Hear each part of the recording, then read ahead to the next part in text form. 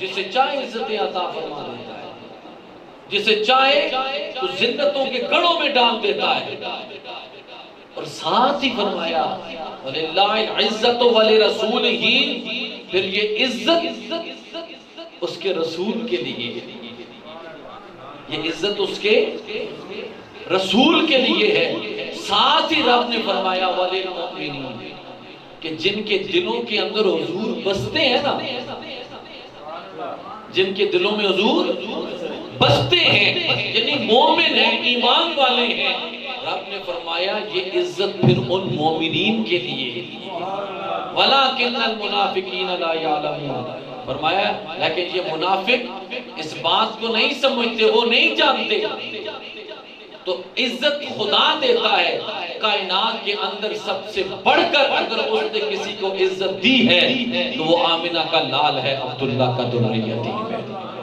اور پھر ان لوگوں کو عزت عطا فرمائی جو اس عزت والے نبی سے محبت کرنے والے، پیار کرنے والے، عشق کرنے والے ہوئے، اللہ رب العالمین نے انہیں بھی عزتوں سے جو ہے وہ مالا مال فرمایا ہے۔ اور خدا کی عزت و جلال کی قسم، جو مدینے والے کا بن گیا نا، کائنات کی ہر چیز پھر اس کے لیے اللہ نے بنا دیا۔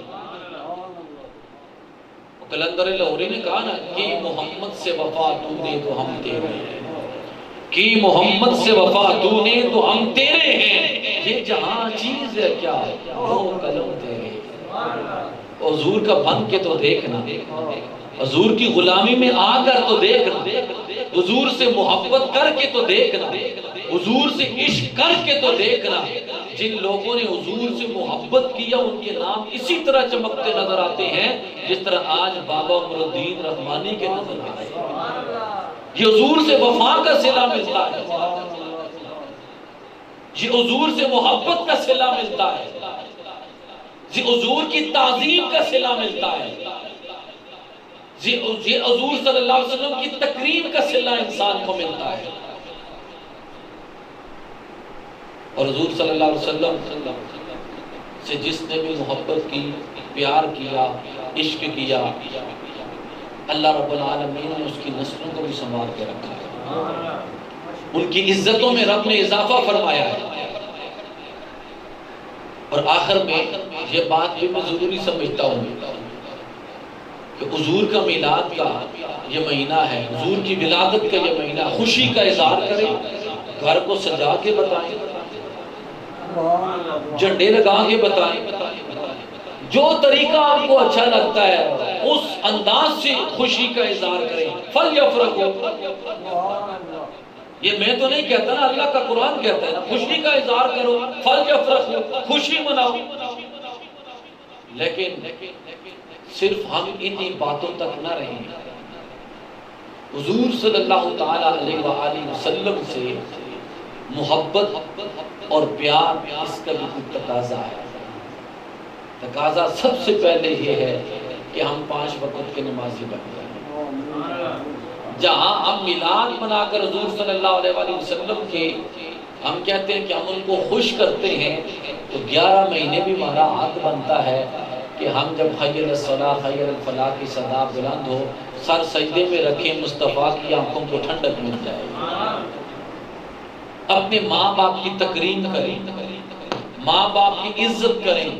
نبی پاک صلی اللہ علیہ وسلم، اس میلاد والے نبی نے ہمیں آ کر بتایا، کیونکہ ایک باپ کے احسان ثواب کی محفل بھی ہے نا، رب کے محبوب نے فرمایا نا، ایک طرف رب فرماتا ہے محبوب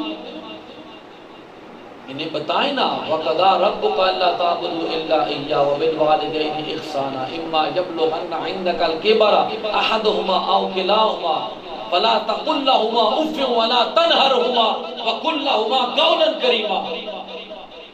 یہ قرآن بھی تو مصطفیٰ کریم علیہ السلام کے اوپر نازل ہوا، یہ تعلیم بھی تو ہمیں مصطفیٰ کریم صلی اللہ تعالی علیہ وآلہ وسلم نے جو ہے وہ عطا فرمائی ہے۔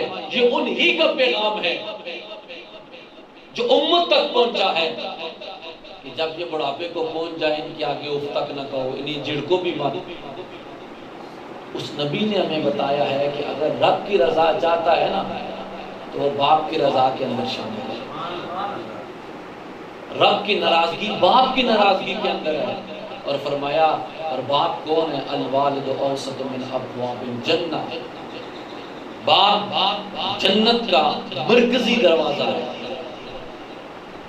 تو ہمیں چاہیے جہاں حضور کی ولادت کا ہم ذکر کرتے ہیں، میلاد کا ذکر کرتے ہیں، وہاں پہ اپنے والدین کا بھی ادب کریں، والدین کی بھی تعظیم کریں، والدین کی بھی توقیر کریں، عبادات تب درجہ قبولیت کو پہنچے۔ جہاں حضور کا ہم میلاد مناتے ہیں وہاں ہم قرآن کو بھی ہاتھ لگائیں، چیلموں پہ نتیجوں پہ نہیں، ہر روز داروں قرآن کی تلاوت کریں۔ میرے نبی نے فرمایا قرآن کی تلاوت کرو گے تمہاری قبر کا نور اللہ بڑھا کے رکھ دے گا۔ اگر تم چاہتی ہو کہ تمہاری قبر روشن ہو تو حضور صلی اللہ علیہ وسلم نے فرمایا قرآن کی تلاوت کثرت سے کیا کرو۔ جھوٹ سے ہمیں بچنا چاہیے۔ یہ نبی پاک صلی اللہ علیہ وسلم سرکار نے کا جو ہے وہ تعارف کیا تھا کفار کے اندر کہ یہ صادق ہیں، امین ہیں۔ ہم اپنے گریبان میں جا کے ہم بات بات پہ جھوٹ بولتے ہیں، دھوکے سے کام لیتے ہیں۔ سرکار نے فرمایا مومن کبھی جھوٹ نہیں بول سکتا، مومن کسی کو دھوکہ نہیں دے سکتا۔ تو ہم اپنے گریبان میں بھی جان کے ہم کس محبت کا دعویٰ کرتے ہیں۔ تو اللہ تعالیٰ کی حضور دعا ہے کہ رب کائنات ہم سب کو نبی پاک صلی اللہ تعالیٰ علیہ وسلم کی سچی سچی غلامی نصیب فرمائے، آپ کی غلامی میں جینا، آپ کی غلامی میں مرنا نصیب فرمائے۔ وما توفیقی